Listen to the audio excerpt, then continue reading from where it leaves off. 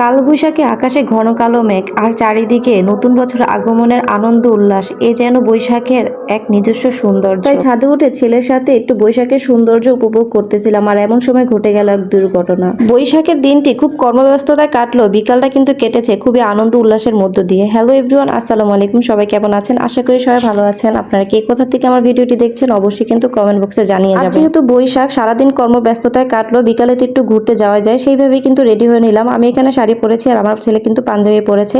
তো তারপর আমরা ছাদে চলে আসলাম একটু ভিডিও করার জন্য, কারণ আমার ফ্রেন্ডরা এখনো রেডি হইতে পারে না, ওদের রেডি হইতে আরো লেট হবে।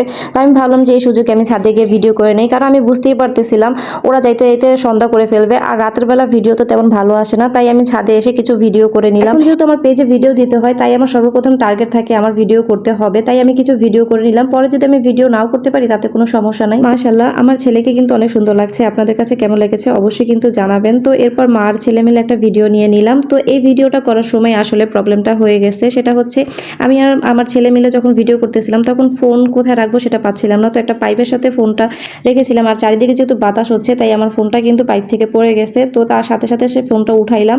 যাই হোক, ফোনটার কোনো ক্ষতি হয়নি। এরপর ফ্রেন্ডরা কল দিল যে ওরা চলে আসছে, তাই আমি ওদের জন্য দাঁড়াইলাম। আর এই সময় আমার পিনটা খুলে পড়ে গেল, তাই পিনটা উঠিয়ে আবার লাগিয়ে নিলাম।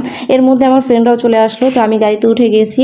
এই তো, আর গাড়িতে উঠলে আমার কেন জানো গাড়িতে বসে শুধু বাইরের দৃশ্য দেখতেই ভালো লাগে। আপনারা কে কেমন করেন? আমি গাড়িতে গেলে আমি গাড়িতে একটু চুপচাপ থাকতে পছন্দ করি এবং বাহিরের যে দৃশ্যগুলা সেগুলো সবসময় উপভোগ করার চেষ্টা করি। যাই হোক, এরপর কিন্তু আমরা ফাইনালি চলে আসলাম। তো আজকে আমরা কোথায় আসছি সেটা তো আপনাদের সাথে শেয়ারই করিনি।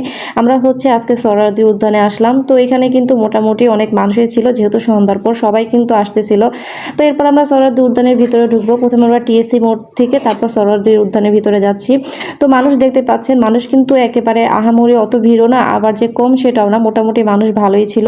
এখানে হচ্ছে যত রাত হয় আস্তে আস্তে তত মানুষ হয়। তো আমরা ভিতরে প্রবেশ করলাম। এরপর হচ্ছে প্রবেশ করার সাথে সাথে দেখলাম যে এই পাশে গান হচ্ছে। তো আমরা ওইখানে কিছুক্ষণ দাঁড়িয়ে আবার চলে আসলাম। এরপর আমরা এখানে বসার জন্য স্পেস খুঁজতেছিলাম যে কোথায় বসা যায়। ফাইনালি আমরা একটা জায়গা পেয়ে গেছি এবং সেখানে বসে আমরা গানের আসর জমাইলাম। এরপর আমাদের গান দেখে তো আরও ভাইয়ারা এসে আমাদের সাথে যুক্ত হলো, তারপরে একসাথে গান বাজনা হলো। গান টান হওয়ার পরে আমরা ওখান থেকে উঠে চলে গেলাম, ঝালমুড়ি খেলাম, টুকটাক খাওয়া দাওয়া করে তারপর ওখান থেকে আমরা উঠে চলে আসলাম। এই তো আমি আমার ফ্রেন্ডদের সাথে একটু হাঁটতেছিলাম, একটু ভিডিও করতেছিলাম। আসলে রাতের অন্ধকারে ভিডিও তেমন একটা হয় না। আর এই তো সোহরাওয়ার্দী উদ্যানে দেখতে পাচ্ছেন মানুষজনের আনাগোনা কেমন। যাই হোক, এরপর যেহেতু অনেক টাইম হয়ে গেছিলো, রাত্র হয়ে গেছিলো, আমরা ওইখান থেকে চলে আসলাম। তো বের হয়ে গেলাম। বের হওয়ার পরে আমরা কোনো রিক্সা কোনো গাড়ি ওখানে পাচ্ছিলাম না, তাই আমরা হেঁটে দোয়েল চত্বরের দিকে আসলাম। আর এইখানে তো দেখতে পারলাম যে মেলা বসে গেছে, কত জিনিস, কত রকম কত জিনিস যে নিয়ে বসেছে, মানুষের আনাগোনা সব কিছু মিলে কিন্তু ভালোই লাগতেছিল। অবশ্যই আমি এখান থেকে কোনো কিছু কিনি নাই, কারণ অতিরিক্ত দাম চাচ্ছিল এক একটা জিনিসের। কিছু দেখে লাড়াচাড়া করে এখান থেকে তারপর চলে আসলাম। এই তো ফাইনালি গাড়ি পেয়ে গেছি। গাড়ি পেয়ে এখন আমরা রিক্সার মধ্যে উঠে পড়লাম। তো আলহামদুলিল্লাহ সব মিলিয়ে আজকের বৈশাখের বিকালটা কিন্তু খুবই ভালো কেটেছে। আপনাদের কেমন কেটেছে অবশ্যই কিন্তু জানাবেন।